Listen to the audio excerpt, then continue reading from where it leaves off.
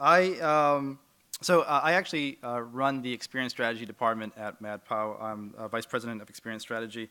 As part of that responsibility, I aggressively advocate for human-centric design approaches along with other methodologies that we think are appropriate for what our clients should be doing. So I find myself a lot of times within executive boardrooms and with senior VPs and other individuals trying to champion that you should actually be focusing on your patients or having this kind of human-centric approach towards problem solving for many different reasons, one of which is that when it comes to healthcare type experiences, advocating for patients and championing for the needs of patients is hugely important. I tend to shout from the rafters in terms of this kind of ideology.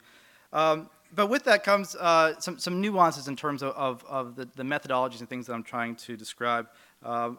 Directly asking customers or patients what they want is one method to get towards iterative changes towards a solution. But what we're really trying to do in kind of understand it are kind of fundamental behaviors over demographics. This is kind of a core point I tend to have to hammer home with a lot of CEOs and marketing specialists and those different people of that nature, where what I really care about are there inherent variables of behavior that change expectations and outcomes as how a patient or a person is interacting with a service or a product or some sort of solution. And finding those and advocating for those and championing those variances of behavior really is, for me, the core for a lot of this human-centric approach. To give you a couple more examples of this, understanding the context as to how a person is going about a moment in their life is mammothly important for many reasons. One is that it changes our behavior. You who goes out and purchases groceries or some apples down the street is inherently not the same person who's being prepped for surgery. You have your own idealisms, you have your own behaviors. I'm not challenging those. I'm just saying that context and situations really does have a rather strong and cascading effect in terms of how people behave or what their expectations are, or really how a service or an operation should respond to that. So understanding those and advocating for those is massively important. With that, other aspects that I always champion are things like understanding behavioral trigger events. In other words, what starts the action that motivates an individual to walk into a clinic or talk to a doctor? What is responsible for the start of an experience? Because those life events also have a huge impact in terms of how a solution would potentially work. So knowing what those are and celebrating these kind of life moments is massively important. And with that comes this concept of life integration, that if we know what an individual is doing, what is making them human and how that humanism is actually going throughout their day, the solutions that we provide them can integrate to that. We don't say, hey, you change your behavior to fit my product. Instead, I can say, I can empathize with your situations, your life context, and I can create solutions that fit within your needs without having to change who you are. And most of the time, especially in healthcare, people appreciate that. That's an accepted value. And then probably most important is this concept around core values. And there's jobs to be done modeling and value proposition modeling. And all of this is trying to do is to say, fundamentally, at the root of the cause, what is it that somebody is trying to do when they are interacting with a system or using a product? What's that fundamental value? And if we can just discover what that is, which usually is a lot harder to do and it's rather teased into solutioning, if we can figure out what that is and then design towards those expectations, towards that value, we oftentimes come up with solutions that have absolutely nothing to do with existing systems that exist today. It's a leapfrog methodology developed by multiple different people. Value proposition design, jobs to be done modeling, these are all things that do this. Now, I don't want to sound cynical from this point forth, but this talk is going to take a 180 on you guys. I champion all of these human-centric approaches all the time. It's what I do for a living in terms of, because I know for a fact that a human-centric design approach works. You heard two examples as to it works, and it does work all the time. But I have this feeling that it works in microclimates in the sense that it takes the motivation of those who are championing these causes for it to actually hit that critical mass to actually be achieved. It takes people who understand the value of it and really screaming from the rafters says human-centric design is the approach that should be taken, and then go forth.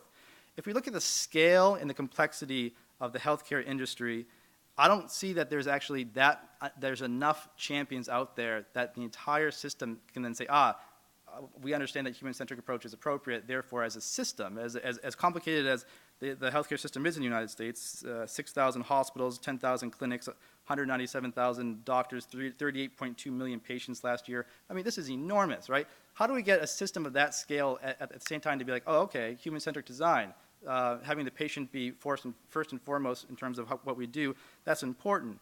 Now, I've been to a lot of different shows, a lot of different conferences where people champion this cause, this patient-centric cause, and you'd think that the entire industry at this point would be like, oh, I get it, this is really important, this is what we should be doing.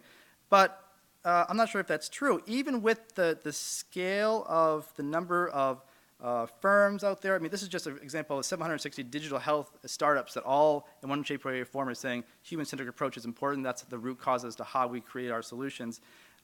Is that enough? Is the number of people championing this process really working?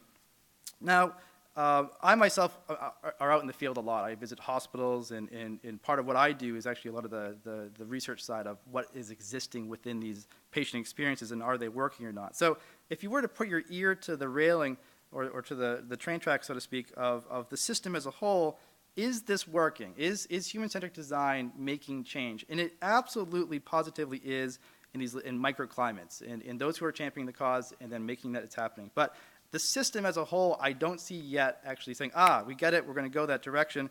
I mean, and to be frank, there's so many different examples as how this works. There's little things, like, I mean, this is, I didn't Photoshop this. I mean, it says pull, it's a pull door, it has push things, you can't get in. I mean, there's so many of these like little details in life that just can really screw up your day, like knowing that people pee in stairwells at this hospital. That's gross. Who wants to deal with that?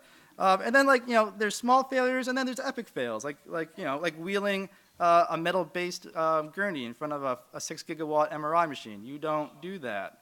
Thank God there was no patient in this bed. But these are systemic failures that should never exist, but they do, and it's, for me, a little, if not really, really frustrating that my God, like these lessons have been learned by so many other organizations, yet the mistakes keep repeating themselves.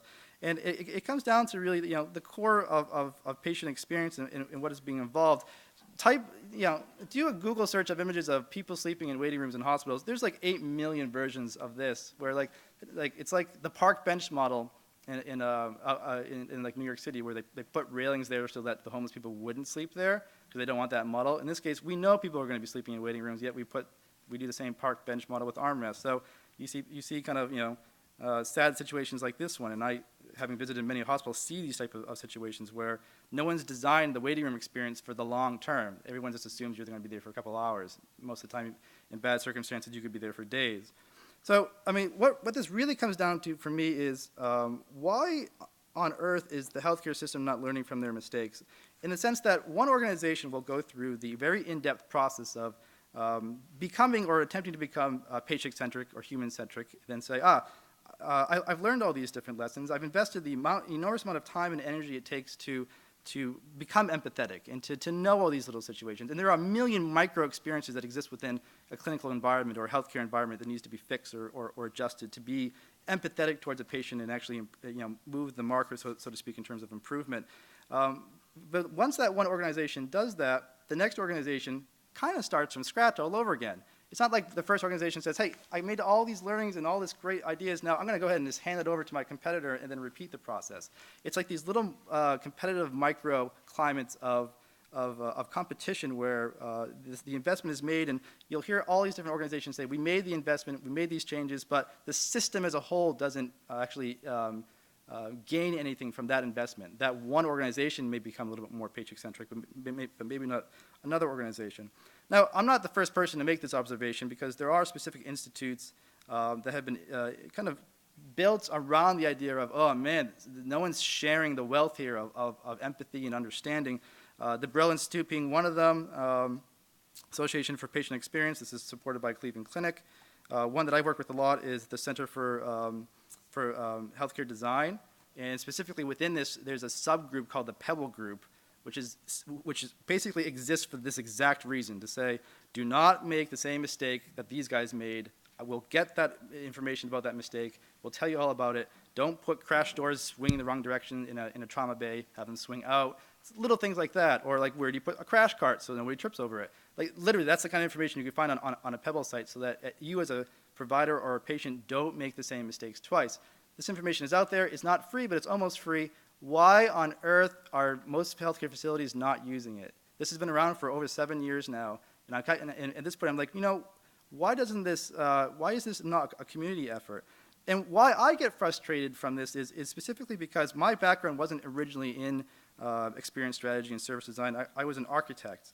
And for years as an architect, there is a clear evolution of design where somebody comes up with a nuanced version of a house or a home, and that information is not proprietary to that one individual. Instead, it's used to iterate a better and more improved version.